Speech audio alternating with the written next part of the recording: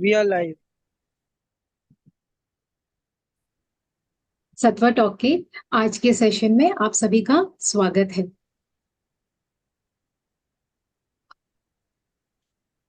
अभिषेक, आप मुझे होस्ट बना दो please.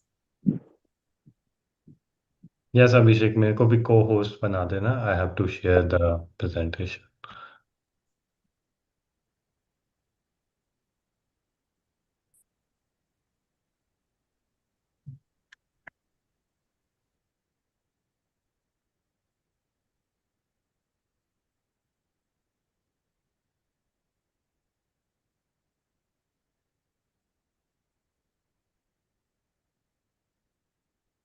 Yes Yogita ji, you are co host I think yeah. या 1 minute.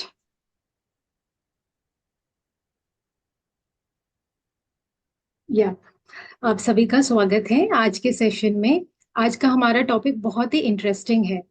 The mysteries and the secrets behind Sanatan Dharma, gotras और सप्तऋषि के बारे में भी हम जानेंगे। और हमारे साथ आज डॉक्टर साहिल जी हैं, जिनके सेशंस आपने ऑलरेडी बहुत पहले भी देख चुके हैं। बहुत ही इंटरेस्टिंग सेशंस रहते हैं इनके, तो आप सभी ही जानते हैं इनको। बट फिर भी जो न्यू व्यूअर्स हैं, हम मैं उनके लिए उनका थोड़ा सा एक छोटा सा इंट्रोडक्शन दे देती हूँ। Sahil ji is a graduate from IIT Kharagpur and he holds a PhD in astrology science, and he is a certified counselor from the IPHMS, that is International Practitioner of Holistic Medical Science UK. He is also the founder of managing director of the platform thepracticalJyotish.com, which has received national recognition for its unique approach. Sahil ji has shared his knowledge as an astrologer, Vastu consultant, and counselor, conducting workshops and seminars across various parts of the world. His efforts to explore and present the scientific perspective of astrology and spirituality have recently been acknowledged with a national level award in July 2025. He's also an international art of living teacher and is committed in spreading ancient wisdom and बहुत सारा knowledge and बहुत सारा knowledge आज हम उनसे discuss करेंगे और उनसे जानेंगे कि क्या क्या मिस्ट्रीज हैं and how spirituality and science is connected. So I welcome you Sahil ji. Thank and you आप Yogita ji for the introduction and welcome everyone. I think after a long time we are meeting here at Satwa Talks. So yes, very good to be here after some break. So yeah, आज का topic है सप्त ऋषि। हम लोगों ने astrology के बारे में इतना सुना है, लेकिन एस्ट्रोलॉजी आई कहाँ से और हमारे जो धर्म है, हमारे जो शास्त्र हैं, उसका ओरिजिन क्या है, हमारी हिस्ट्री क्या है सनातन धर्म की। तो आज हम उसके बारे में चर्चा करेंगे यार। एंड सबसे खास बात है कि अभी तक आई थिंक सतवा टॉक, मेरे को सतवा टॉक से जुड़े हुए, जय गुरुदेव मंजुला जी, जय गुरुदेव स्वर्णलता जी।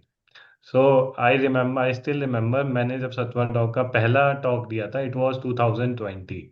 सो वी जब एकदम जस्ट सतवा टॉक स्टार्ट हुआ था, वी डिडंट हैव 500 सब्सक्राइबर, और अभी it's almost 38,000 39,000 subscriber. So I am very happy कि आई एम समबडी जो एकदम स्टार्टिंग से सतवा टॉक की जर्नी देखा है, और it has grown so big now.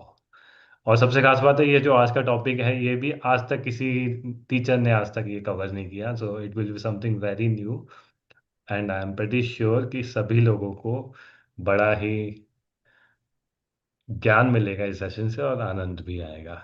Okay, तो let me just share my screen.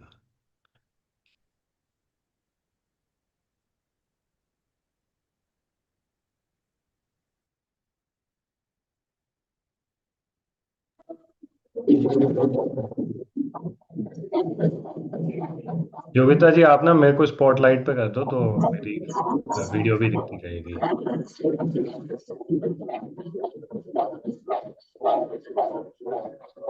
तो बाकी सब लोगों को म्यूट कर सकते हैं। यस।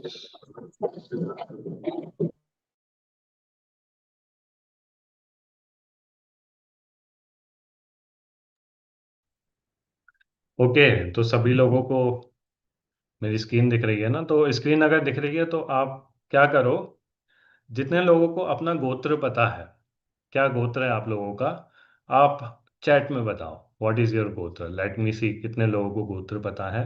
और किसी को यह भी पता है कि उनका गोत्र कौन से सप्तऋषि से आया है, जो हमारे सात मेन ऋषि थे। तो वो भी you can write it in the chat. So Yogita ji, may be you can start with, I let's see, Kashyap gotra. अरे वाह, षडमस्त्र गोत्र। ओके, और कौन? मंजुला जी, आपका गोत्र क्या है? All can write in the chat. Atri ऋषि से, अत्रि गोत्र, प्रसादिया गोत्र। Okay, my gotra is also connected with Kashyap gotra, Kashyap gotra. Okay, very interesting. अभी इस सेशन में आपको पता लगेगा कश्यप गोत्र के इतने सारे लोग क्यों हैं उससे जुड़े हुए। चारपुरिया गोत्र, कश्यप गोत्र, काफी लोग कश्यप गोत्र के बारे में। ठीक है, तो आज हम कश्यप गोत्र के ही डिटेल में थोड़ा सा जाएंगे। कश्यप ऋषि जो थे, उनका क्या लाइफ था। तो जैसा कि आप लोगों ने सुना होगा, आई एम प्रीटी श्योर कि there are seven men sages, Saptarishi जिसे बोलते हैं हमारे ये एक तारामंडल में भी सप्त ऋषि के नाम से तारा काफी फेमस है।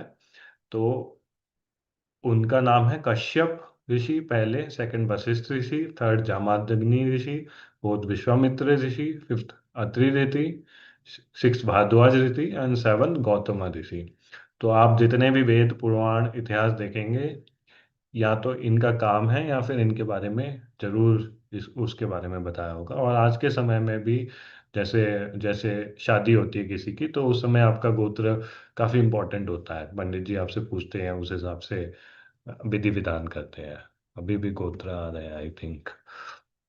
कश्यप गोत्र, अत्रेय गोत्र, बस्ती गोत्र। हाँ, वेरी नाइस। पुनीत जी ने लिखा है कि अगर हमें गोत्र नहीं बताया तो हम कश्यप यूज कर सकते हैं। वेरी गुड, एकदम ही सही बताया आपको। और मैं आज बताऊंगा डिटेल में ऐसा क्यों है। There is a science behind it, why we should use Kashyap gotra अगर गोत्र नहीं पता है आपको तो।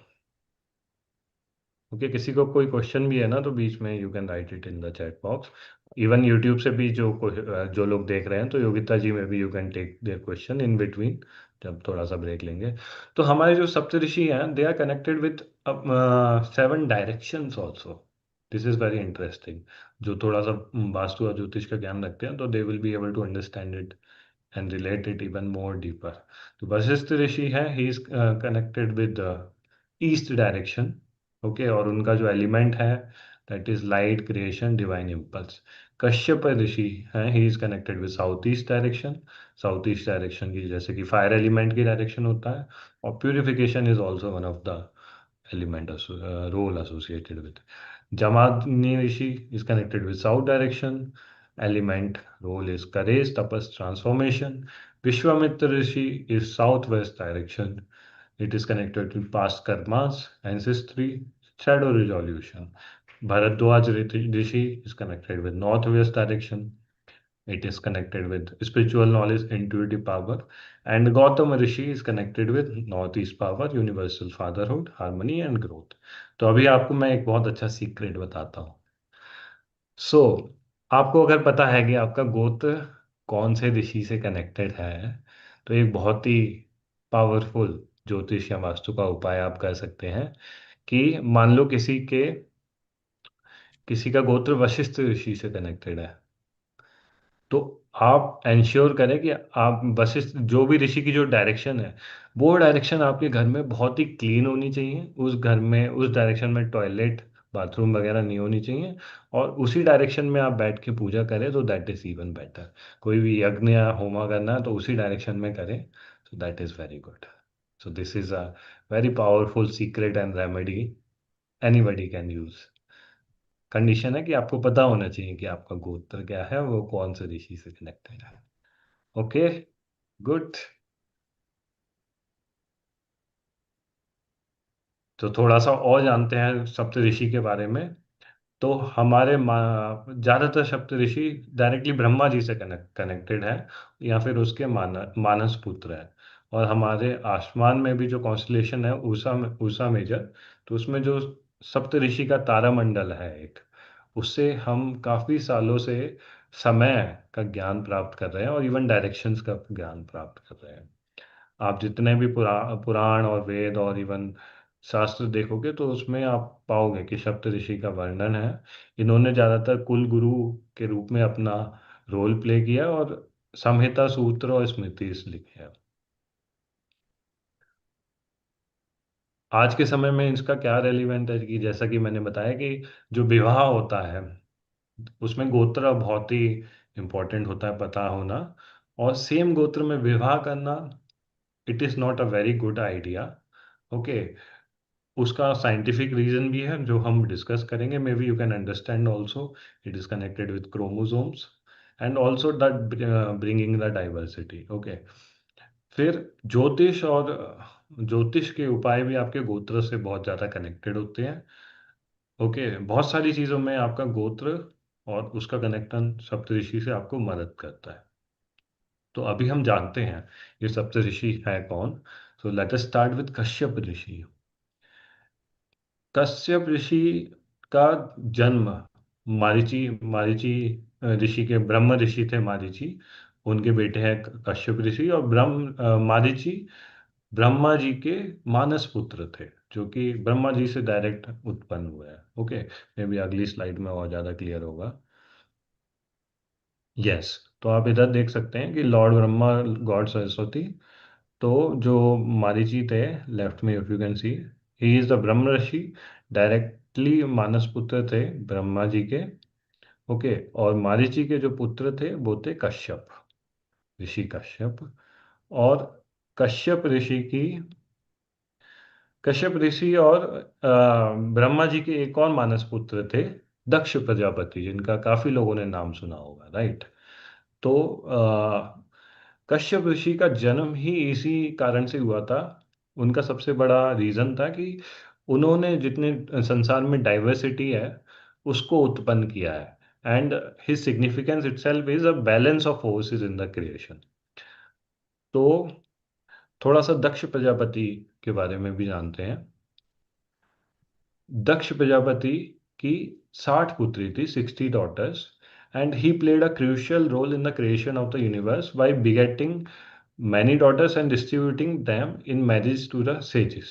ओके, दक्ष प्रजापति की 17 बेटियों की शादी कश्यप ऋषि से हुई थी। Very interesting. धीरे धीरे हम आगे चल के देखेंगे कि एक एक जो दक्ष प्रजापति की जो बेटी थी जिनकी शादी कश्यप ऋषि से हुई थी, वो कौन थी और किन किन को जन्म दिया था। तो सारी रामायण महाभारत जितने भी पुराण है ना, वो आपको इसमें मिल जाएंगे, इसका कनेक्शन मिल जाएगा।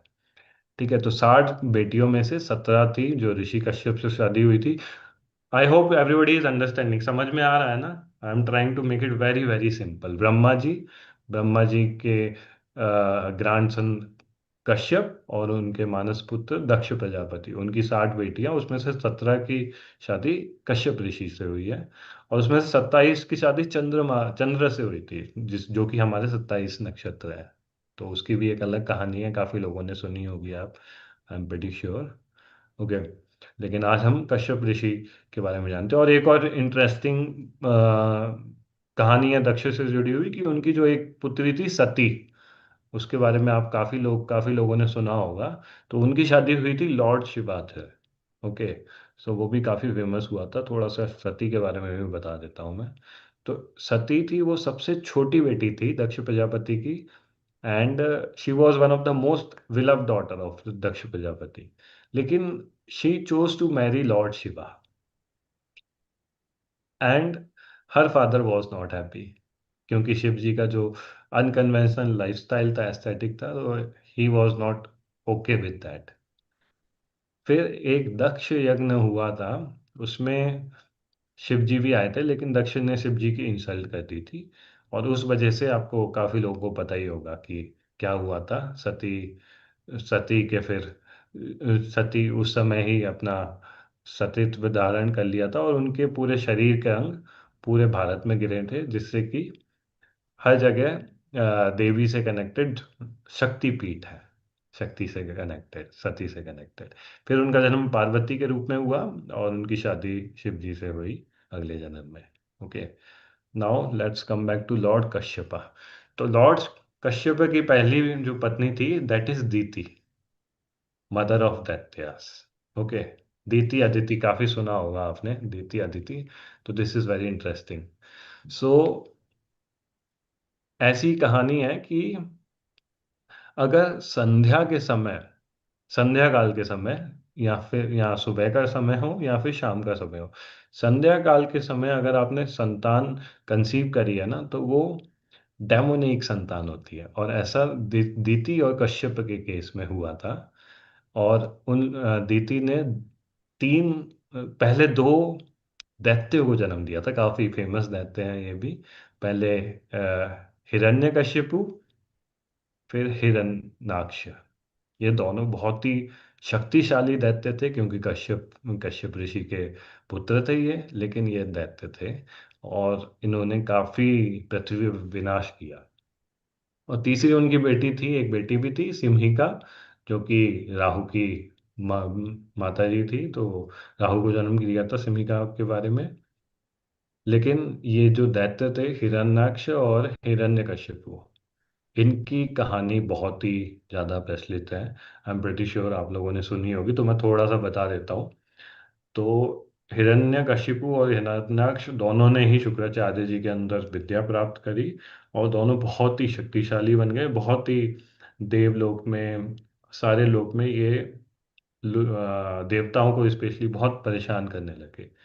फिर लॉर्ड विष्णु ने वराह का अवतार लिया और हिरण्याक्ष का वध किया था। उस समय क्या हुआ था, हिरण्याक्ष भूदेवी को चुरा लाए थे। भूदेवी जो धरती है हमारी, भूमि है, उसकी जो देवी थी, उनको उन्होंने बंदी बना लिया था। बंदी बना के ले आए थे। तो फिर सब सारे देवता ब्रह्मा जी के पास गए, उनसे कुछ उपाय मांगा। फिर ब्रह्मा जी ने कि नासिका से विष्णु जी वराह अवतार, वराह इज एक्चुअली पिग, ठीक है, स्वान का अवतार होता है, जो कि इतना अच्छा नहीं माना जाता है हिंदू में, लेकिन इसलिए लॉर्ड विष्णु ने वराह का अवतार लिया और भूमि को पहले तो बचाया, अपना जो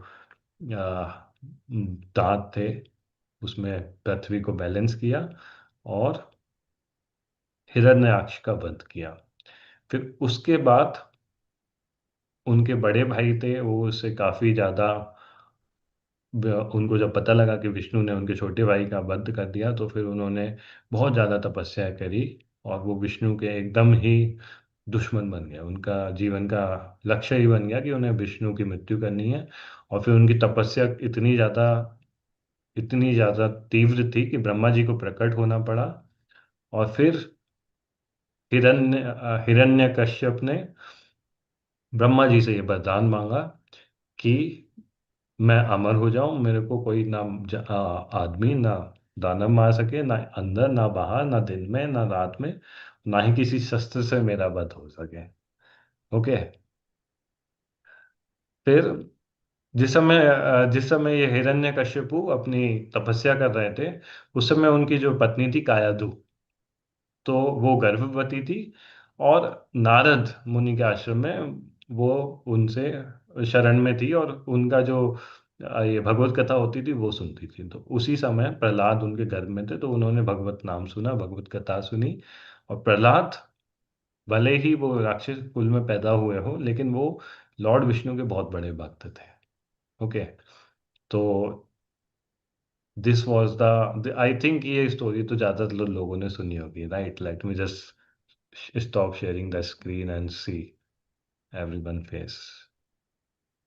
यस, कितना काउंट पहुंच गया है अभी, काफी सारे लोग जुड़ गए हैं हमारे साथ। इनफैक्ट अभी रिसेंटली फ्राइडे को एक मूवी भी आई है, महाअवतार नरसिम्हा। ओके, तो वो इसी पे बेस्ड है। कितने लोगों ने नाम सुना है महाअवतार नरसिम्हा? तो वो नरसिम्हा अवतार पे ही बेस्ड है, और काफी अच्छी मूवी है, आप लोग जरूर देख के आना। ठीक है, तो let me just share my screen again. किसी को कोई क्वेश्चन है? Anybody have any question?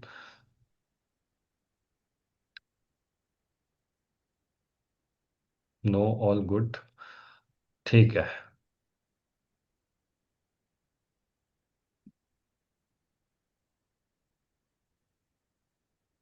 Yes. तो आप लोगों ने इन सब चीज़ों के बारे में ऑलरेडी सुना होगा, I am pretty sure, but आज के सेशन में और क्लैरिटी मिल रही कि अच्छा कौन क्या था, कहाँ से उनका जन्म हुआ था। राइट, तो दिस इज वेरी गुड। और कौन कैसा क्यों था। अभी प्रहलाद प्रहलाद हिरण्यकश्यपु ये दैत्यों के कुल में जन्म लिया, लेकिन तब भी वो विष्णु भक्त थे, तो उसका क्या कारण था, तो वो आपको समझ में आ रहा है। ओके। तो हिरण्यकशिपु ने प्रहलाद को गुरुकुल में पढ़ाया, दैत्यों को गुरुकुल में, और उसमें हिरण्यकशिपु अपने आप को ही भगवान बताता था और विष्णु को अपना शत्रु बनाता बताता था। लेकिन प्रहलाद क्योंकि विष्णु भक्त था, तो वो स्टार्टिंग से ही विष्णु विष्णु जी की भक्ति में रहता था। और जब वो 5 साल का हुआ, तो फिर हिरण्यकशिपु ने उनसे पूछा कि विद्या में क्या सीख रहे हो तुम। तो फिर उन्होंने विष्णु के ही गुण गाए। उन्होंने बताया कि गुरुकुल में हमें ये सिखा रहे हैं, लेकिन मैं तो विष्णु भक्त हूँ, विष्णु आप भी विष्णु की शरण में आ जाओ। तो ये सुन के प्रहलाद को बहुत क्रोध आया, और फिर उसने प्रहलाद को विष्णु भक्ति छुड़वाने के लिए बहुत सारे प्रयास किए। कभी समुंदर में डाला, कभी हाथियों से, पागल हाथियों से कुचलवाया, बहुत ही सारे प्रयास किए, लेकिन सारे असफल हुए। क्योंकि भक्त को बचाने भगवान को आना पड़ता है, तो विष्णु भगवान ने प्रहलाद की रक्षा करी हर समय। फिर एक जो बहुत ही फेमस इंसिडेंट हुआ था, वो ये हुआ था कि प्रहलाद के साथ ही एक होलिका दैत्य थी, जिन्होंने शुक्राचार्य के अंदर शिक्षा प्राप्त करी थी। तो होलिका को वरदान था कि उसको अग्नि नहीं जला सकती है।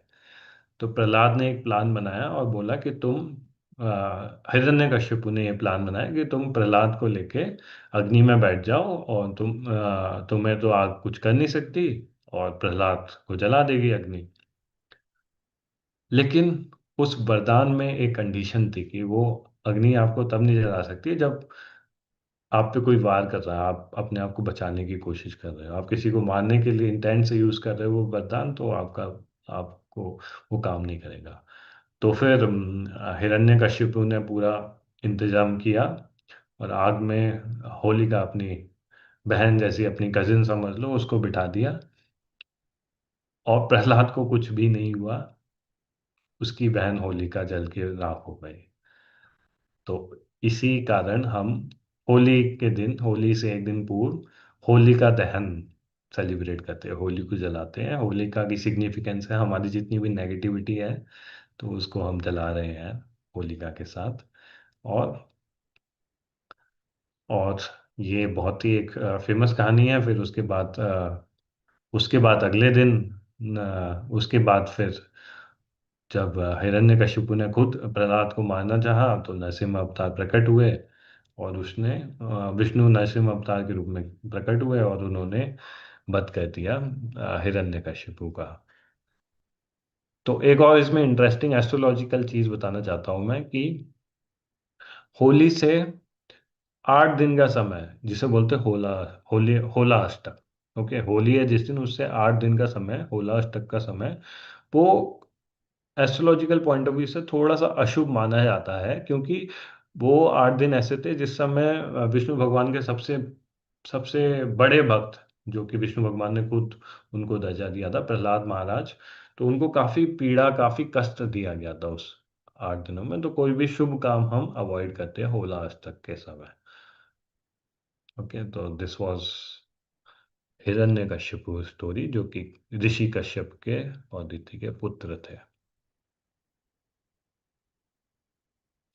सेकंड इज अदिति, जो कश्यप हिरण्य कश्यप कश्यप ऋषि की जो दूसरी पत्नी थी, वो अदिति थी। और अदिति के गर्भ से सब देवताओं ने जन्म लिया था, 12 आदित्य ने। काफी जगह आपने सुना होगा आदित्य। तो वो कश्यप और अदिति के पुत्र थे। तो उसमें पहले थे Vishnu, second is Aryaman, third is Mitra, fourth is Varuna, fifth is Bhag, sixth is Anshuman, seventh is Indra, eighth is Tvashta, ninth is Pushan, tenth is Savitar, eleventh is Daksha, twelfth is Vishwasvan, the sun god. तो ये हमारे कॉस्मिक ऑर्डर को मेंटेन करने के लिए इनका जन्म हुआ था। और किसी ने अगर वास्तु को और डिटेल में पढ़ा हो देव वास्तु के रूप में, तो यू कैन एक्चुअली फाइंड कि हमारा जो वास्तु होता है ना घर का, उसमें ये 12 आदित्यों का निवास होता है। ओके, किसी को जैसे जानना भी है तो you can just search my name and write Dev Vastu, Sahil Rath Dev Vastu. So I have full videos Vastu में कहाँ कहाँ कौन से आदित्य का निवास होता है।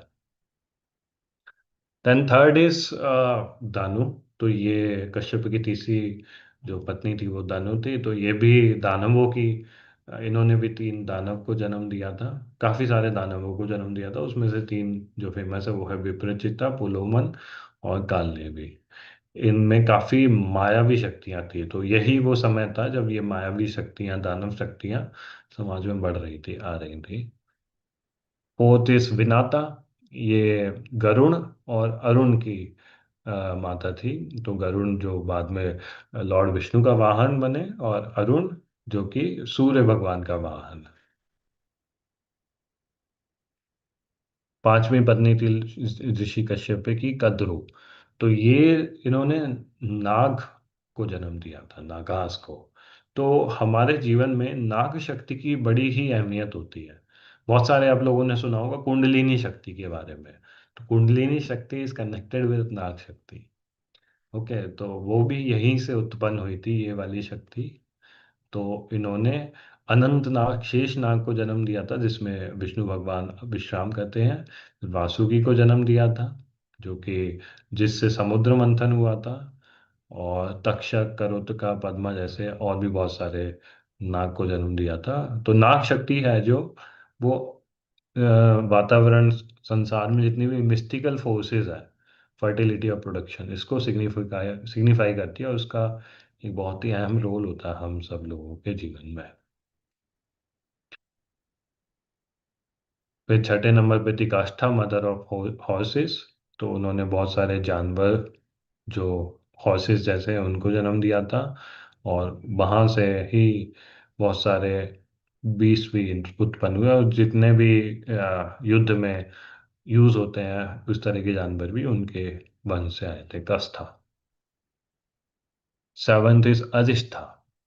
अधिष्ठा थी वो गंधर्वास और यक्षास की जननी थी। ओके, जो गंधर्व और यक्ष का कुल है वो कश्यप की सातवीं पत्नी अरिष्ट से आया था। तो गंधर्वास क्या होते हैं, जो कि आर्ट्स में बहुत ही फेमस होते हैं। ओके, जितने भी आई टेल यू, जितने भी आपको बॉलीवुड में actor, actress, even singer, musician दिखेंगे, वो कहीं ना कहीं कश्यप गोत्र से, कश्यप ऋषि से और अरिष्ट उनकी माता, इससे ही कनेक्टेड हो गए। ओके, सो गंधर्व, गुरु जी ने भी काफी कुछ बताया है गंधर्वों के बारे में। So Gandharva are basically celestial musicians known for their role for design divine music rituals and arts. जितनी भी आर्ट्स होती है, सिनेमा होता है, that is connected with Gandharva. Then second is Yaksha. Yaksha के बारे में भी काफी लोगों ने सुना होगा। तो Yaksha are the guardians of treasure and nature spirit. और आज के समय में बोलूंगा तो जितने भी लोग कॉरपोरेट में भी जो सीईओ और मतलब बहुत ही एडमिनिस्ट्रेशन लेवल की पोजीशन में है, तो वो कहीं ना कहीं यक्ष योनि से आया है। ओके, गंधर्व योनि और यक्ष योनि भी बोलते हैं, या ये कुल से आए हैं। तो नेचुरली इनके अंदर वेल्थ क्रिएशन का एक टैलेंट होता है, जज्बा होता है, वो नेचुरली होता है। वो उनको क्योंकि वो उसी लीनियज से आ रहे हैं, तो वो फिर उसका हिस्सा होते हैं। तो आप भी अभी आप आसपास देखोगे तो आपको गंधर्व यक्ष काफी मिल जाएंगे आपका आसपास। ठीक है। और हम में से, या फिर बहुत सारे लोगों में से बहुत सारे लोग नाग और या फिर दैत्य योनि से भी आए हैं। सो that is also you can easily find out from कुंडली एक्चुअली। क्योंकि तीन गण होते हैं कुंडली में, देवगण, मनुष्यगण, राक्षसगण। तो गंधर्व और यक्ष होते हैं वो जनरली मनुष्यगण के अंदर ही आते हैं। ठीक है। और जितने भी दैत्य से कनेक्टेड होते हैं वो कहीं ना कहीं राक्षस गण के अंदर आते हैं। But everything is changeable. अपनी साधना, सेवा, सत्संग से सब वो नेचर चेंज हो जाता है। But this is the basic lineage from where everybody is coming. फिर जो आठवीं पत्नी थी कश्यप ऋषि की, उनका नाम था मुनि। तो उन्होंने अप्सराओं को जन्म दिया था। तो जितने भी ये ब्यूटी कॉन्टेस्ट होते हैं, ये मिस यूनिवर्स, मिस वर्ल्ड, वो कहीं ना कहीं आप देखोगे तो वो इस लीनिएज से आई है, ये वाली। Muni's lineage represents the aesthetics and artistic aspects of the creation. Okay. Ninth wife of rishi Kashyap is Surasa, mother of rakshasas. तो इन्होंने रावण को जन्म दिया था। इनके जो वंश से रावण आया था, Ravan mean the tamasik dark nature. Even Sri Lanka के बहुत सारे लोग, their lineage is connected with Surasa, mother of rakshas. Okay. तो आप जाओगे अगर श्रीलंका तो आप पाओगे कि इनकी इवन रावण की पूजा करते हैं। जो जिस लीनियज से कनेक्टेड होता है, तो वो अगर उसकी पूजा करें तो उनको फिर वहां से शक्तियां प्राप्त होती है। रामायण में भी वो हनुमान जी का टेस्ट लेने के लिए आई थी सुरासा। अभी आप दोबारा से रामायण सर्च करोगे ना, role of Surasa in Ramayan, you will understand. Tenth is Sharma. तो इन्होंने जितने भी ये जो गार्ड्स वगैरह होते हैं ना, जो राजा की रक्षा करते हैं, तो उनको जन्म दिया था। It symbolises loyalty, protection and intuition. Surabhi, Surabhi का नाम तो बहुत सारे लोगों ने सुना होगा। तो Surabhi is the mother of Kamadhenu गाय, डिवाइन काउ जिसे बोला जाता है, विश फुलफिलिंग काउ। ओके। तो वो कश्यप की 11वीं वाइफ सुरभि के लीनिएज से आई है। और उन्होंने फिर 11 रुद्र को जन्म दिया था। तो रुद्र, जैसा कि आप जानते हो, they are the powerful beings with destructive and transformative energy. Shiva का जो रौद्र रूप है, दैट कम्स अंडर रुद्र। तो Surabhi symbolises prosperity, divine grace and power of nourishment. Twelfth is Tamra, mother of birds. तो जितने भी पक्षी हैं, शुक, शाइनी, भासी, तो parrot, hawks, falcon, swan, so they are coming from tamra. Okay, it signifies freedom, sharp vision and swift actions. 13th is Krodhavash. Kashyap की जो 13वीं पत्नी थी, वो उनका नाम था Krodhavash. She was the mother of ferocious being.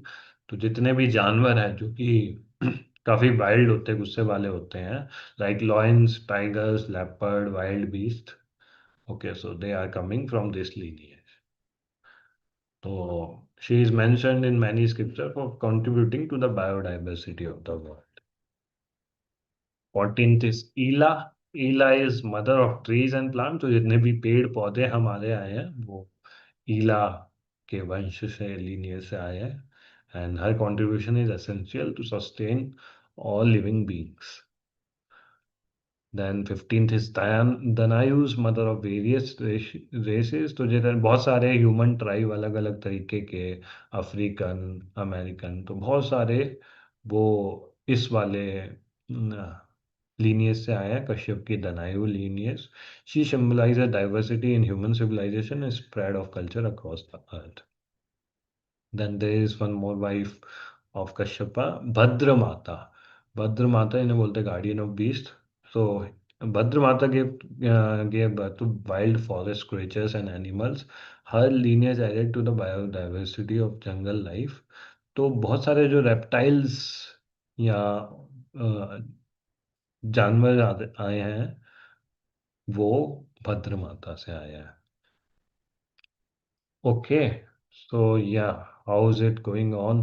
किसी का कोई क्वेश्चन? आई थिंक एक ऋषि इज इक्विवेलेंट टू, एक एक ऋषि पे ना एक एक किताब पूरी लिख सकते हैं, इतना ज्यादा उनका वो होता है। तो आई थिंक आज के सेशन में हमारा ऋषि वशिष्ठ ही अच्छे से कवर हो पाए। बट आई थिंक आज सबको समझ में आ गया कौन थे वशिष्ठ ऋषि, राइट? किसी का कोई क्वेश्चन? योगिता जी, कोई क्वेश्चन आया है क्या? नहीं, क्वेश्चन तो नहीं है। नहीं नहीं, all human race is not coming from Kashyapa. Okay. और भी बहुत सारे, अभी 6 ऋषि और हैं।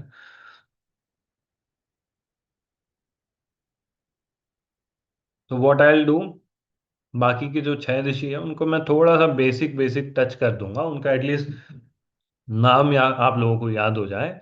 ठीक है, फिर एक एक ऋषि को डिटेल में और बाद में पढ़ेंगे, क्योंकि कश्यप ऋषि के अंदर ही आपको इतने सारा ज्ञान मिल गया, इतनी सारी चीजें पता लग गई हैं। तो वो आप आज डाइजेस्ट कर लो, so that will be more than enough for today. ठीक है, गुड आइडिया। ठीक है, तो एटलीस्ट सारे ऋषि के हमें नाम याद होना चाहिए। तो कश्यप ऋषि के बारे में तो इतना बता दिया मैंने, तो I hope, I am pretty sure आप सबको कश्यप ऋषि का नाम याद हो गया होगा।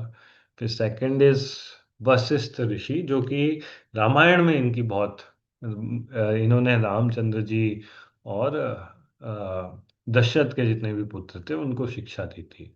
तो वशिष्ठ ऋषि का रामायण में बहुत वर्णन है, और ये साइंस में बहुत स्ट्रांग थे।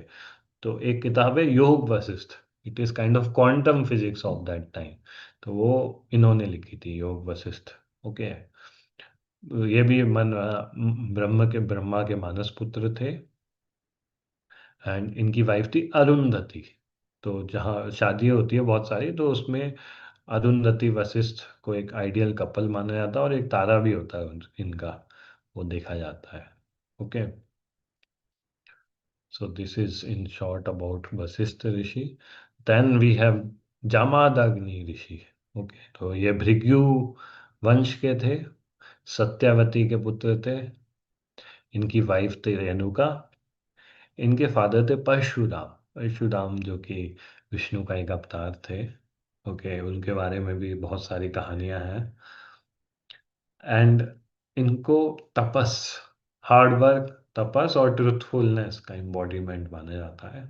जामाग्नि, और भार्गव भी बोलते हैं इन्हें। भार्गव भी जो गोत्र आया है ना, वो जामादाग्नि से ही आया है। और इवन जो ज्योतिष है वो भी भृगु लीनियज से कनेक्टेड है। फिर फोर्थ इज विश्वामित्र ऋषि। तो विश्वामित्र ऐसे ऋषि थे जो कि क्षत्रिय कुल में पैदा हुए थे। बाकी ज्यादातर ऋषि ब्राह्मण कुल में पैदा हुए थे, बट विश्वामित्र क्षत्रिय कुल में पैदा हुए थे। और इन्होंने अपने तपस से बहुत सारा ज्ञान प्राप्त किया, और इसलिए उनको ऋषि की उपाधि मिली। ये भी वैसे तो मानस पुत्र ही थे एक तरीके से ब्रह्मा के, लेकिन क्षत्रिय वश में।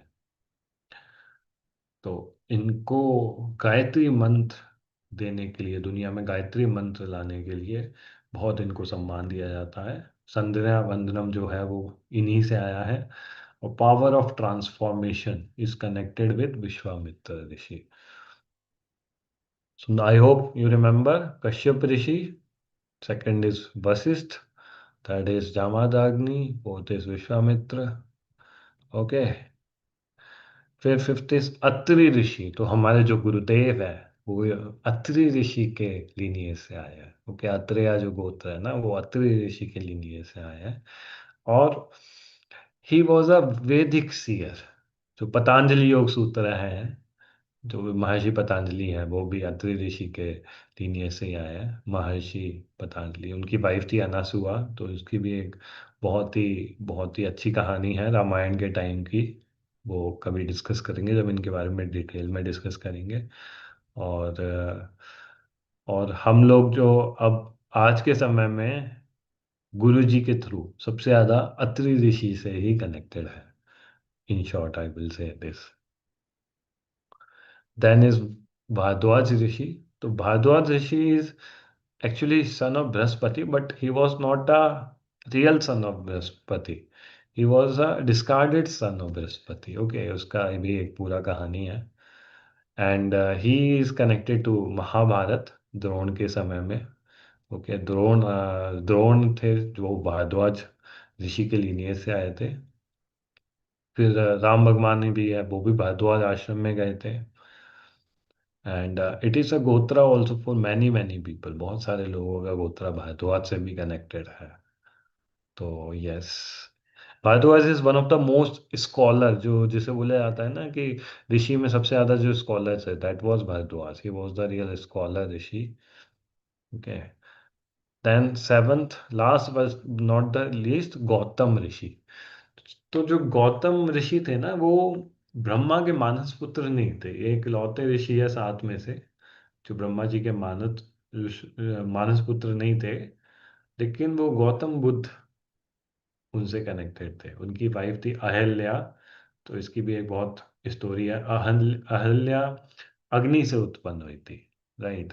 तो देर is a very beautiful story about Ahalya and Gautam Rishi. And Gautam जो गोत्र है वो उससे कनेक्टेड है।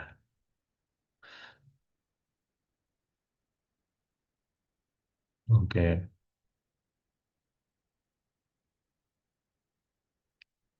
तो किसका गोत्र कौन से ऋषि से कनेक्टेड है, so that will be now your exercise, that you have to find out from your parents, your ancestors, even Google. Okay, and yeah that will help you. ठीक है, तो now you can ask question. Yes. Jai Gurudev. Yes. ये हाँ, अपना YouTube पे एक अमृता भट्टाचार्य बहुत पूछ रहे हैं कि सांडिल्य गोत्र के बारे में बताओ करके। हाँ, throw some light on Sandilya gotra. तो यही मैंने बताया अभी, जैसे उसका मैंने आंसर कर दिया ऑलरेडी, कि आपको पता लगाना पड़ेगा आपका गोत्र कौन से सप्तऋषि से कनेक्टेड है। ओके, तो वो आप अपने एंसेस्टर से पूछो और थोड़ा सा गूगल का हेल्प करो, क्योंकि अभी इस समय भारत में मोर देन 1000 गोत्र है। ओके, और सारे जो गोत्र है ना वो 7 ऋषि से ही आए हैं। सो that will be your activity कि सांदल्य गोत्र कौन से सप्तऋषि से कनेक्टेड है, और फिर वो आप सप्तऋषि के बारे में पढ़ोगे जो मैंने पीपीटी में बताया, then you will be able to find out. Yes.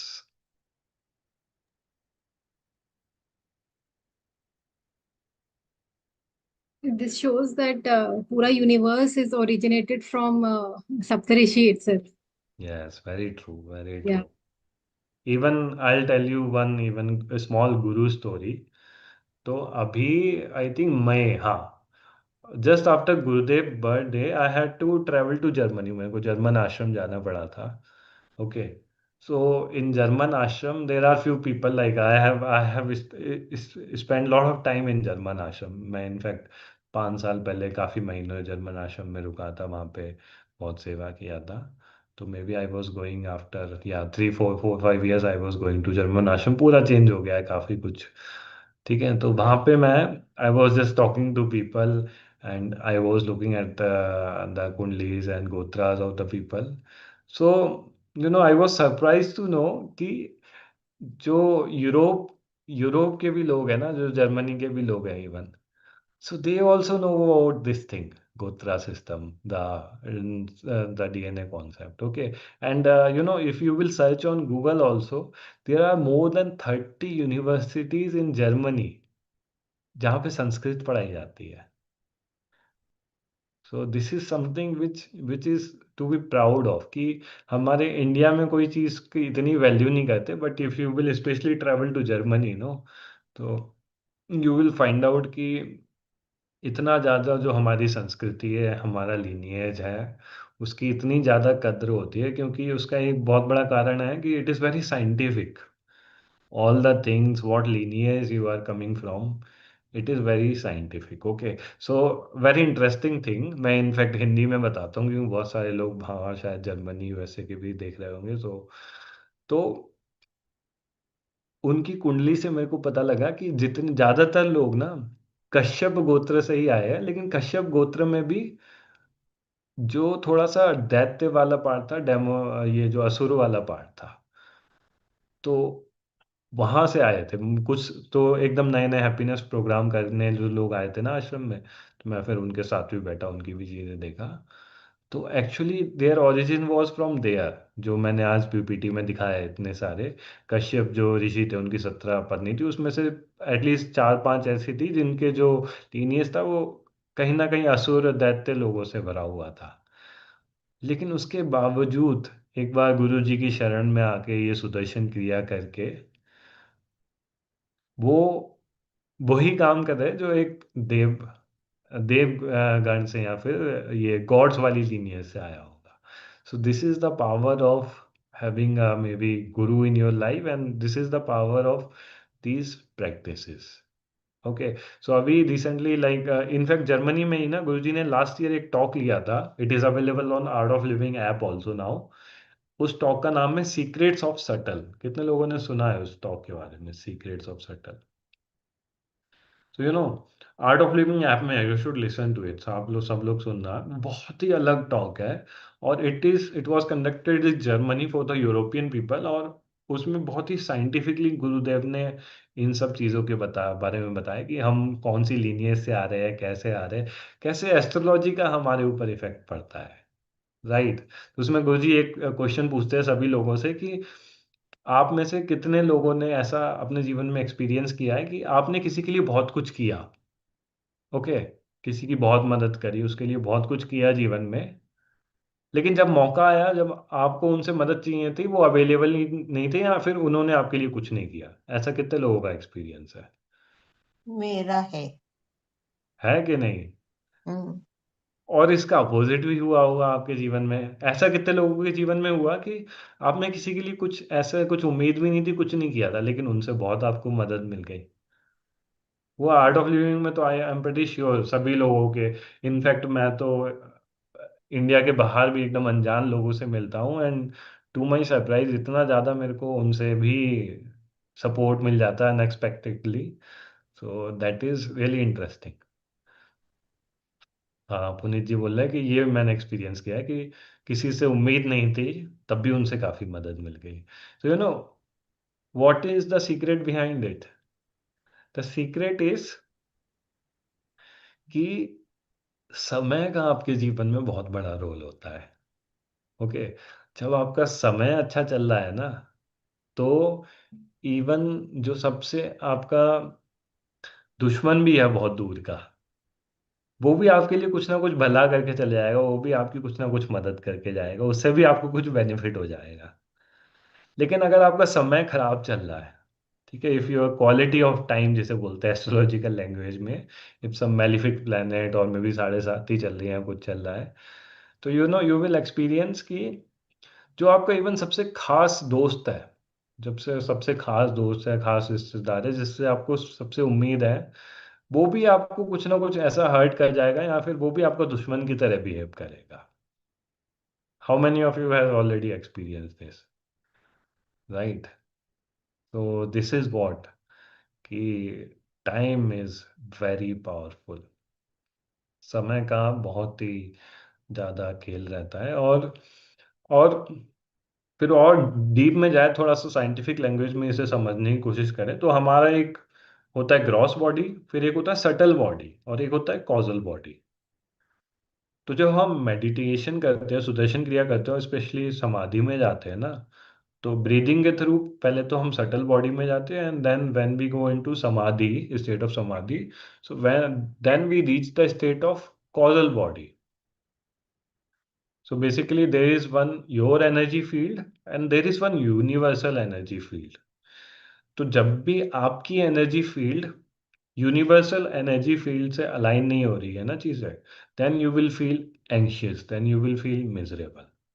लेकिन जब आपकी रिदम, आपकी energy field universal energy field से अलाइन हो गई है, so you will start feeling happy, energetic, and your wishes will start manifesting.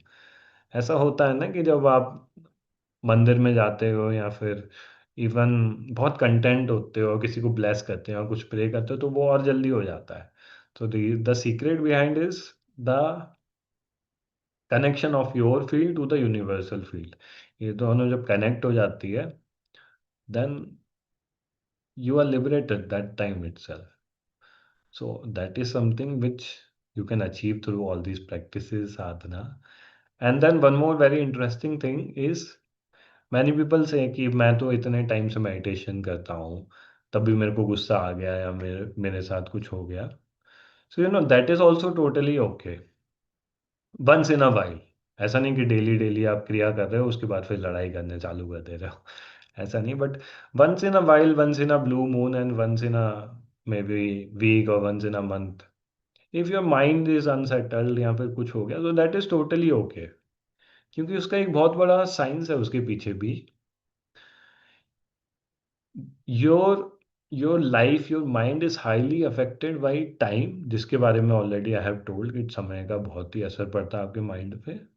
Then the people around you, आपके जो आसपास लोग हैं, दो जो एनवायरनमेंट है, जैसे बहुत सारे लोग ऑफिस जाते हैं, या बहुत सारे लोग के आस पड़ोस में जो लोग हैं जिससे इंटरेक्ट होते हैं ना, इवन जो माहौल है आसपास का, उसका हमारे मन पे बहुत असर पड़ता है। And also the food, the food which you eat. कभी कभार बाहर खाना पड़ता है, उल्टा सीधा खाना पड़ता है। तो समय का, भोजन का और आपके आसपास के लोग और वातावरण का आपके मन पे, चित्त पे बहुत असर पड़ता है, जो कि आप हमेशा चेंज नहीं कर सकते, right. And in this world everybody is connected, the whole universe is connected. So that is why उसका असर होगा ही होगा आप पे। But if you are conscious about it, उसके बारे में अगर आप कॉन्शियस हो ना, तो you will be able to overcome it very easily. और उसका इतना ज़्यादा प्रभाव नहीं होगा when you are conscious and aware about it. So you will B able to come back to your center very fast. So yes, yeah, Yogita ji, I think we are reaching the end. Just want to ask कि शादी मतलब जब शादी होता है तो females का गोत्र भी तो चेंज हो जाता है, राइट? तो उसका क्या है, मतलब कैसे कैलकुलेशंस होते हैं कि मतलब मेल का जो गोत्र होता है जब शादी के बाद में वाइफ का भी वही गोत्र हो जाता है, तो आप उसके बारे में थोड़ा सा बताइए। Yeah, so this is actually a very good question. Okay, बहुत सारे लोगों का ये सवाल रहता है। और I'll tell you, it's not कि ऐसा हमारे शास्त्रों में लिखा गया है कि जिस घर में लड़की की शादी हो जाती है तो उसका गोत्र लड़के वाला गोत्र हो जाता है। तो उसके पीछे एक बहुत बड़ा कारण है कि as per the shastras female is going to the male house. जो लड़के का घर परिवार है उसमें लड़की जा रही है। तो लड़के का घर, लड़का एक लीनियज से आ रहा है, उसके father is also coming from from that same lineage, उसके फादर के father is coming from from that same lineage. तो क्या होता है कि एक कल्चर सेट हो जाता है एक लीनियज का उस घर में। और लड़की है उस घर में आ रही है तो लड़की उस कल्चर का पार्ट हो जाती है। तो जब उस कल्चर का पार्ट हो जाती है तो ऐसा बोला जाता है कि उसका गोत्रा, जो उस लीनियज का गोत्रा है, वो हो गया, राइट। You understanding. लेकिन अगर हम साइंटिफिकली देखें, so there is a trace of her gotra also in in this new union also. तो अगर साइंटिफिकली देखें तो उसका गोत्रा कहीं ना कहीं उसके फादर से कनेक्टेड रहेगा। तो if you will calculate scientifically you have to consider both. तो सही तरीका यही है बोथ, बट मेजोरिटी पोर्शन जो लड़के की फैमिली का है वो चला आ जा रहा है और कुछ टाइम बाद वो भी ढल जाती है उसमें, उसी कल्चर में। तो इसलिए as per the scripture we से कि व्हेन लाइक जैसे कि राजा दक्ष थे तो उनकी जो 17 पत्नियां कश्यप ऋषि से जिनकी शादी हुई तो उनका गोत्र कश्यप गोत्र हो गया। So that is the reason behind it. और इसी कारण है पहले मतलब ऐसा बोला जाता था कि सेम कास्ट में शादी करो लेकिन सेम गोत्र में शादी ना करो। ओके, तो उसका कारण यही हो गया कि अगर सेम गोत्र हो रहा है एकदम तो कहीं ना कहीं आप भाई बहन हो, right. You are kind of brother and sister through some of the other relation. लेकिन सेम कास्ट में अलग गोत्र है तो that is considered a good marriage. उसका कारण यह है कि जो एक सेम कास्ट है वो कहीं ना कहीं एक ही लीनियज से आ रही है। तो जो एक कल्चर होगा ना उस घर में, that will be similar and the other person will be having, मतलब उसको एडजस्ट होने में काफ़ी आसान हो जाएगी, समझ में आएंगी चीज़ें आसान से। But it is again not hard and fast, क्योंकि आजकल के समय में ज़्यादातर लोग जॉब कर रहे हैं कॉर्पोरेट्स में। Both the husband and wife both are working and both are living alone only 50% cases में जॉब की वजह से। तो इस केस में कल्चर का इतना इम्पैक्ट नहीं आ रहा है दोनों की लाइफ में। तो इस केस में intercaste is also okay, but as per the scriptures if you marry in the same caste that is better, क्योंकि कहीं ना कहीं एंसिस्टर्स की भी ब्लेसिंग्स उसमें मिलती है और ज़्यादा रहती है। So yeah very very good topic we touch upon. लेकिन again I will say this also कि अपार्ट फ्रॉम एवरीथिंग, जो सबसे इम्पोर्टेंट चीज़ मैं बोलता हूँ शादी में, being an astrologer, that I am saying, being from so much experience is कि कुंडली जरूर कोशिश करें कि मिल जाए तो बहुत अच्छा है। मतलब बहुत सारे लोग मेरे पे आते हैं, बोलते कुंडली नहीं मिल रही है लेकिन कुछ उपाय करें जिससे शादी हो जाए, ऐसे ऐसे। तो कुंडली मिलाना ही एक अपने आप में बहुत बड़ा, मतलब कुंडली मिलान ही अपने आप में एक उपाय है। ओके, क्योंकि क्या होता है कि जो अभी हमें चीजें दिख रही है, मे भी 6 महीने, 1 साल, 2 साल, 3 साल से, और आगे जाके क्या होना है, तो उसमें बहुत ही अंतर आता है। कितने आप सब, बहुत सारे लोगों ने एक्सपीरियंस किया होगा कि जो मतलब जैसे शादी के पहले जैसे जो बातें होती है, जो एनर्जी होती है, और फिर मे बी 3-4 साल बाद का जीवन होता है, उसमें काफी डिफरेंस आ जाता है। तो आप ज्योतिष एस्ट्रोलॉजी के थ्रू वो आगे का पीरियड, लॉन्ग टर्म वाला स्टेबिलिटी अच्छे से देख पाते हो कि लॉन्ग टर्म में कैसा क्या चीज़ है। तो that is even better. In fact मैंने तो बहुत सारे केसेस ऐसे देखे हैं कि स्टार्टिंग में उनका थोड़ा सा मिसमैच होता है, मतलब कुंडली मैच हो रही है लेकिन स्टार्टिंग में they are not like totally gelling very well with each other, लेकिन 2-3 साल बाद बहुत ही अच्छी चलती है उनकी। और मतलब 10-15-20 साल हो गए, बहुत अच्छी चल रही है।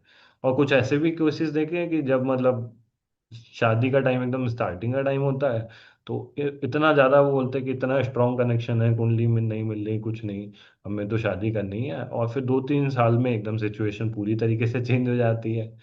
जो एकदम जो कनेक्शन चालू हुआ, I can not live without you से, वो चेंज हो जाता है 3-4 साल में कि I can not live with you, मैं तुम्हारे साथ नहीं रह सकता, तुम्हारे बगैर नहीं रह सकता, से तुम्हारे साथ नहीं रह सकता। So that is a place where kundli really helps you big time, बहुत ही बड़े रूप में आपकी मदद कर सकती है। और मेरे बहुत सारे वीडियो इवन सतवा टॉक पे भी है, उसमें बहुत डिटेल में कि हमारे पिछले जन्म के बेसिकली 3 फैक्टर्स है, एक चौथा भी बहुत बड़ा फैक्टर होता है जो आपके मन को इफेक्ट होता करता है, दैट इज योर प्रारब्ध कर्मास। गुरु जी भी बहुत बोलते हैं इसके बारे में कि कितना बहुत सारे लोग इवन एडवांस कोर्स काफी कर चुके हैं, इतना साधना सेवा सत्संग सब कुछ कर रहे हैं, तब भी परेशान है। तो दैट इज ऑल्सो ओके, अभी कुछ प्रारब्ध है आपको भोगने हैं तो भोगो और खत्म करो, वेरी सिंपल। क्योंकि पूरा 100% में भी गुरु जी भी शायद नहीं मिटाना चाहते जानबूझ के, क्योंकि वो आपको स्ट्रांग बनाता है कहीं ना कहीं, और आपको और फ्री करता है, right? So yeah I hope this will help many people. Yes, so I think we are reaching the end, तो किसी के last 2-3 questions we can take. या एक क्वेश्चन आया है कि प्रॉब्लम्स, पर्सनल प्रॉब्लम्स गोत्रों से सॉल्व हो जाती है क्या? या डेफिनेटली गोत्र इज वेरी पावरफुल। एक रेमेडी तो मैंने स्टार्टिंग में ही बता दी थी कि आप अपने गोत्र से पता लगा पा रहे होगे कि आप कौन से ऋषि से कनेक्टेड हो, ठीक है? और उनकी पूजा करवा दो आप अपने घर में। ऋषि पंचमी होती है, जो नवरात्रि होती है ना, तो उसमें एक ऋषि पंचमी होती है। इवन गणेश चतुर्थी के बाद भी अगले दिन ऋषि पंचमी होती है, ठीक है? In fact I think I have one slide related to remedies, just a minute. तो it is very powerful, yes, yes, very good. तो I just share you this slide. इसमें बहुत सारी जो रेमेडीज है ना हमारी एस्ट्रोलॉजी की, इवन आश्रम में भी ऋषि पंचमी के दिन प्रॉपर गुरुजी पूजा करवाते हैं। और यस, तो rituals and practices to offer reverence to the rishis, तो though not commonly worshipped as individual deities in daily puja, the Saptarishis are honored in special rituals and occasions। तो इस बार 2 सितंबर 2025 को ऋषि पंचमी है, वही गणपति गणेश चतुर्थी के बाद, ठीक है, गणेश चतुर्थी के आसपास। सो उस समय ऋषि ये सप्त ऋषि है उनकी पूजा करवाएं, और आपके जो कनेक्टेड गोत्र से कनेक्टेड ऋषि है उनकी जरूर कराएं, तो दैट रियली हेल्प्स, ठीक है? फिर observe the day after Ganesh Chaturthi, Panchami, शुक्ल पक्ष की जो पंचमी होती है भाद्रपद महीने की, तो वो भी बहुत एक अच्छा दिन होता है। Then a special vrat fast is kept by women to seek forgiveness for any sins committed unknowingly during menstruation, ये भी एक अपने हमारे शास्त्र में लिखा हुआ है, इस तरह का एक व्रत। Saptarishis are worshipped using betel leaves for each sage, waterized flower, recitation of their name and mantra। ये पूजा की विधि है, कैसे पूजा होती है अलग अलग सप्तऋषिस की। So this is also very helpful। So yeah, I hope this answers your question। तो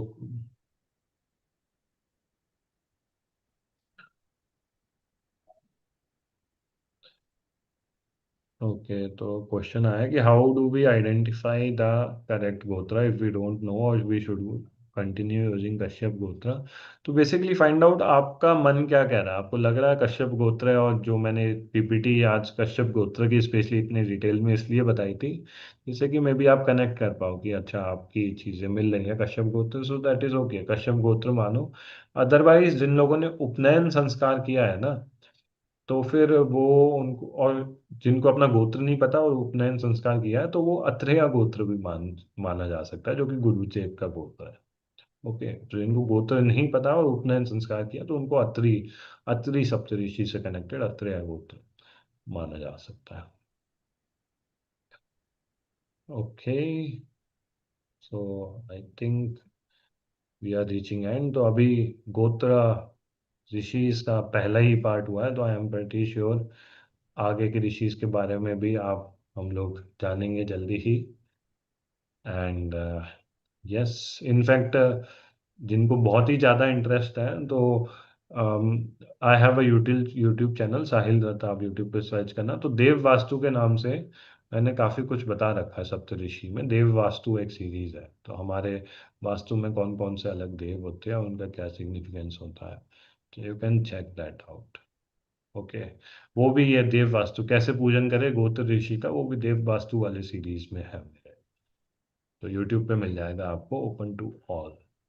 यूट्यूब पे एक क्वेश्चन आया है, what is the reason for delaying marriage? There are multiple reasons for delaying marriage, and one of the reason is not getting blessings of ancestor। आपके जो पित्र है ना, आपका जो गोत्र, आपका लीनिएज है, तो वहां से कहीं ना कहीं ब्लेसिंग्स नहीं आ रही है, so that is also one of the reason। Otherwise biggest reason is prarabdha karmas. Okay, आपने कितने सारे लोगों ने देखा होगा कि किसी की शादी बहुत ही आराम से खट से पहली बार लड़का लड़की मिले, बात हुई और तुरंत शादी होगी। ओके, और कुछ ऐसे लोग हैं जो 4 साल हो गया, 5 साल हो गया, 10 साल हो गया ढूंढ रहे हैं और अभी तक शादी नहीं हो पा रही है। So this is not a coincident. मैं तो कुंडली लेके एक चुटकी में बता देता हूँ किसकी शादी तुरंत हो जाएगी, किसके में क्या होना है। सो या that is what you learn astrology, you also can find out very easily this thing because it is connected with your प्रारब्ध कर्मास। देव वास्तु का है, देव वास्तु चैनल का क्या है भैया? हाँ, तो मेरा चैनल है एक, मे be you can search the practical ज्योतिष नाम से चैनल है, यूट्यूब चैनल का नाम है द प्रैक्टिकल ज्योतिष। तो उसमें ना प्लेलिस्ट में आपको एक देव वास्तु का सीरीज मिल जाएगा, तो उसमें I told more detail about the Adityas and all the suras asuras. अलग अलग डायरेक्शन में आपके अलग अलग देव होते हैं, उसके बारे में मैंने बताया है। धोनी की जल्दी करा दो ना शादी। हाँ हो जाएगी सबकी अपने अपने टाइम पे ठीक है, तो एनी योगिता मोर जी। क्वेश्चंस, किसी को कुछ पूछना है?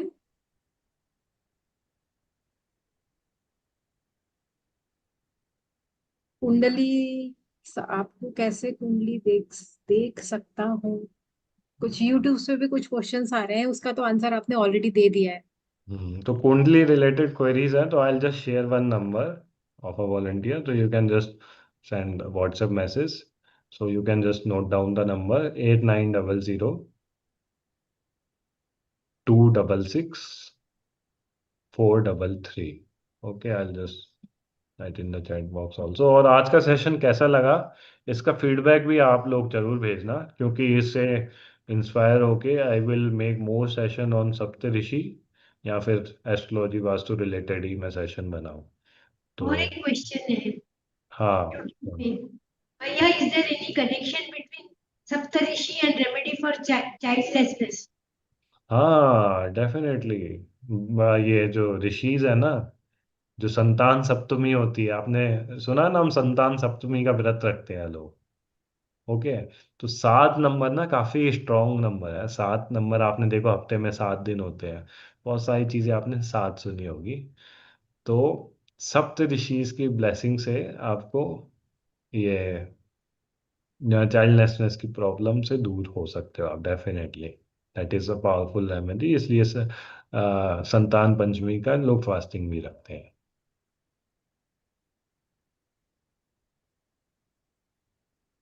चलो अभी एक गुरु पूर्णिमा की स्टोरी सुना देता हूँ। अभी जस्ट गुरु पूर्णिमा निकला, तो may be I just finish it off with Guru Purnima story. ज्यादा लंबा हो गया, नेक्स्ट सेशन में सुना है कि इस सेशन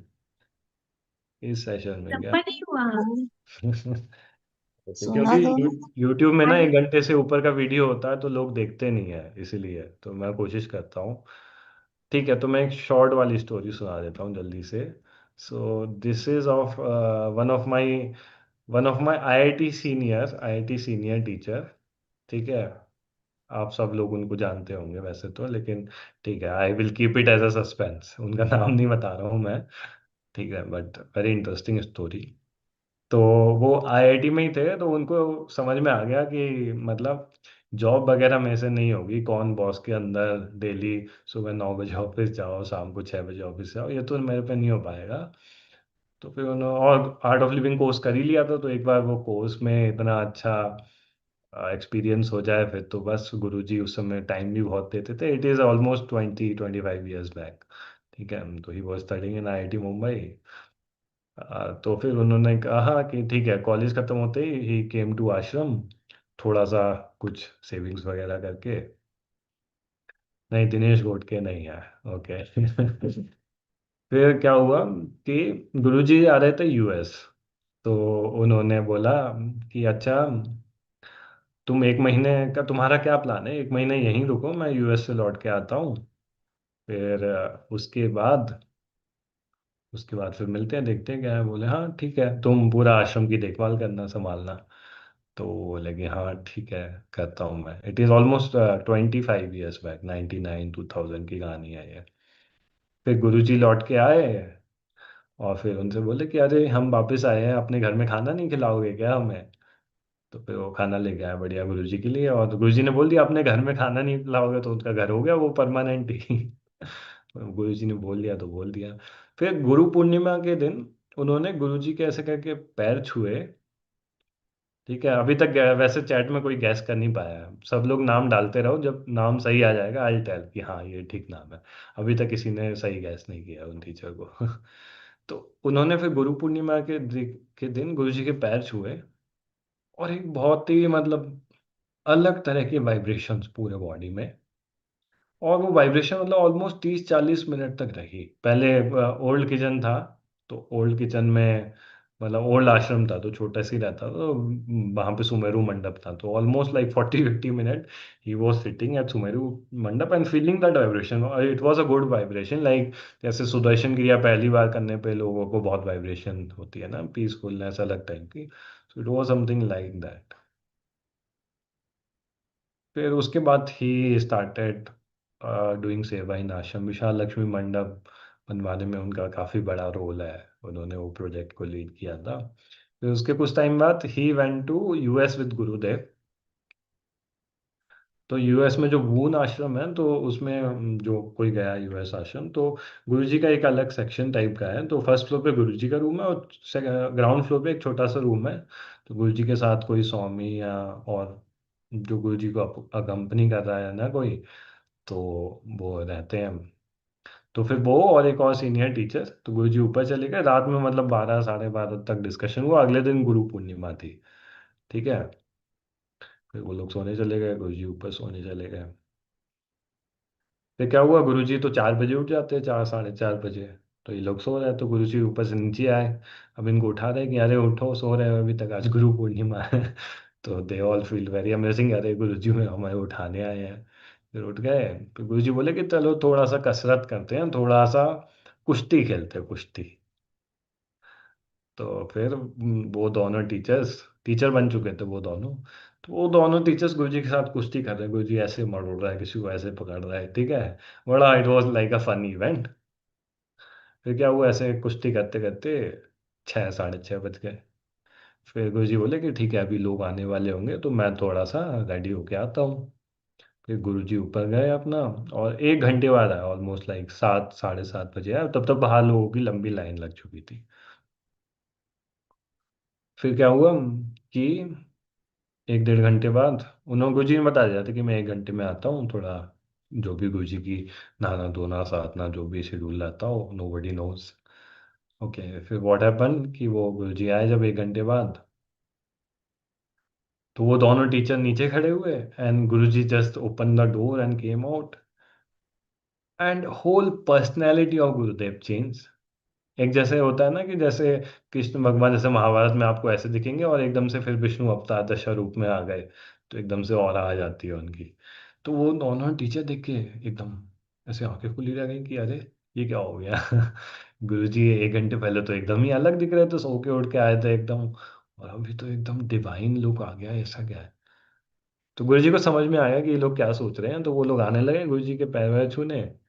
तो कुछ बोले रुको रुको, अभी बाहर बहुत सारे लोग आए हुए हैं, तो गेट खोलो, लोगों से मिलना है मुझे। तो फिर उन्होंने गेट खोला, तो सब लोग मिल रहे हैं, गुरु जी से दर्शन कर रहे हैं, पैर छू रहे हैं, अपनी बातें बता रहे हैं। ऐसे गुरु जी मिले, सब लाइन में खड़े हो गए जैसे अभी भी खड़े होते हैं। तो सबसे मिले, फिर लास्ट में पीछे खड़े हुए थे दोनों। तो फिर ये पूछने वाले थे गुरु जी से, गुरु जी एक आधे घंटे एक घंटे पहले तो आप कुश्ती लड़ रहे थे हमसे, और अभी आप एकदम भगवान बन गए, वैसा क्या चमत्कार है। तो मन में ये सवाल चल रहा था उनके। लेकिन ठीक है, अभी लाइन थी, लोग मिल रहे थे, तो सब लोग पैर छू रहे थे। तो अभी तो कुश्ती लड़ रहे थे, लेकिन अभी पैर छू रहे हैं, अभी डिसाइपल हो गए। तो फिर इन्होंने भी पैर छुए, और जैसे ही पैर छुए एकदम से वही वाइब्रेशन सेंसेशन जो मतलब 10 10 साल पहले गुरु पूर्णिमा के दिन हुई थी, ये भी गुरु पूर्णिमा का दिन, और सेम वही vibration sensation. And then he recollected कि अरे ये तो मेरे को पहले भी हो चुका है। And he went in a state of trance almost 30 40 minutes. He came back, became normal. And that day, like he was saying, कि he realized कि जैसे मोर होता है ना, जब समय आता है तभी अपने वो पंख फैलाता है पूरे। So Gurudev is also very very similar to that. He doesn't show his energy every time, अपना जो ऑरा असली रूप है ना, अपना जो शक्ति है, वो हर समय पे वो नहीं दिखाता है, ताकि अननेसेसरी अटेंशन ना क्रिएट हो। बहुत सारे लोग इधर उधर की भीड़ आती है, वो देखती है कुछ जी, हाँ ठीक है वो, ओके ऐसे ही हो जाएगा। तो अपना वो शक्ति नहीं दिखाते हैं इतना जरूर है, लेकिन हाँ जब जरूरत पड़ती है तो yes, then he used that energy. And this is something even I have also personally experienced it.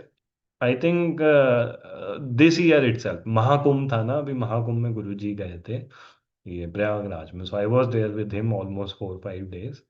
So I have also notice the same thing कि गुरुदेव जैसे सुबह 5 साढ़े 5 बजे उठ के संगम पैदल तक जाते थे और अपना स्नान वगैरह करते थे, वेरी नॉर्मल, बहुत ही एकदम अपने नॉर्मल रूप में। फिर शाम को सत्संग होता था, एकदम भीड़ और गुरुजी का रूप एकदम चेंज हो जाता था। So yes, this is something very interesting. और इससे बहुत सारे लोग जो गुरुजी से मिले होंगे और ऐसा लगा होगा कि यार ये नॉर्मल सही तो है गुरुजी, तो धोखे में मत रहिएगा आप लोग। मैं बस इतना ही बोलूँगा। और basically somebody was asking me, अभी कुछ टाइम पहले आई was taking a course, तो कोई पूछ रहा था कि मेरे से कि गुरु जी विष्णु का अवतार है कि कृष्ण का अवतार है। ओके, तो लेट मी आस्क यू, चलो मैं आपसे ऑडियंस से पूछता हूँ, लेट मी सी। पता नहीं ये यूट्यूब में वीडियोस आ रहा है, बाहर वाले लोग देखेंगे तो क्या सोचेंगे, but still let me ask you कि गुरु जी शिव का अवतार है कि कृष्ण का अवतार है। तो मैं भी बड़ा कंफ्यूज हो गया था इसका आंसर देते देते। कृष्ण शिव, ठीक है, अलग अलग लोग अलग अलग दिख रहे हैं। तो व्हाट आई सेड कि पर्सनली आई डोंट नो वो कृष्ण का अवतार है कि शिव का अवतार है, but I know one thing for sure, he is not a normal human being, he is something a super human being. And this belief and this knowing ना, this is good enough, बहुत अंतर नहीं पड़ता है वो कृष्ण का अवतार है कि शिव जी का अवतार है, पता नहीं किसी का भी हो सकते हैं, लेकिन जो भी है कुछ तो है। There is something very very secret and special about him. तो इसी को, इसी बात पे let's finish this session and wishing you a very very good start to next week. Monday कल रुद्र पूजा होगी श्रावण की. So yeah. थैंक यू भैया, बहुत अच्छा लगा सेशन, बहुत ही इंटरेस्टिंग था. एंड आपने तो सारा सब बता ही दिया, लेकिन और भी सेशंस लगेंगे. अभी हमने थोड़ा ही टॉपिक कवर किया है, अभी हमें और सेशंस लेने पड़ेंगे. गोत्रास के बारे में और जानकारी लेंगे, शादी से रिलेटेड कैसे गोत्रास चेंज होते हैं, और और भी चीजें हैं, साइंटिफिकली हम उसको कैसे कनेक्ट कर पाए. तो इसके लिए कमिंग सेशंस आप जरूर आए. Yes, thank you. and tell your views in comment. आप कमेंट में बताएं कि आपको कैसा लगा सेशन और क्या चाहिए, क्योंकि that help me to come up with even better things, right? तो अभी 17-18 लोग हैं, तो I expect everybody will write their opinion in the comment. Okay. जय गुरुदेव. शुभ रात्रि. Thank you, जय Sai. गुरुदेव.